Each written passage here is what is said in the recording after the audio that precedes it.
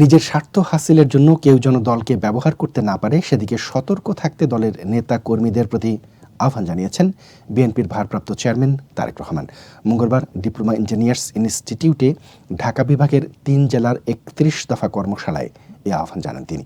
এ সময় তারেক রহমান বলেন, সকল দলের মতামতের প্রতিফলন এই ৩১ দফা। দফাগুলো বাস্তবায়ন করতে হলে দলকে ক্ষমতায় যেতে হবে। জনগণের ভোটের মাধ্যমে প্রথমে গণতন্ত্র প্রতিষ্ঠা করতে হবে, তা না হলে এই আন্দোলন ব্যর্থ হবে। বিএনপির ভারপ্রাপ্ত চেয়ারম্যান বলেন, খেয়াল রাখবেন নিজেদের স্বার্থ হাসিলের জন্য কেউ যেন দলের ভাবমূর্তি নষ্ট করতে না পারে। বিএনপিকে নিয়ে এখনও ষড়যন্ত্র চলছে, ষড়যন্ত্র নিয়ে সতর্ক থাকতে হবে। যদি কেউ ভাবেন খুব সহজে এবারের নির্বাচন পার হবেন, সেটি ভুল। অতীতের যে কোনো নির্বাচনের চেয়ে এবারের নির্বাচন কঠিন হবে বলেও জানান তারেক রহমান।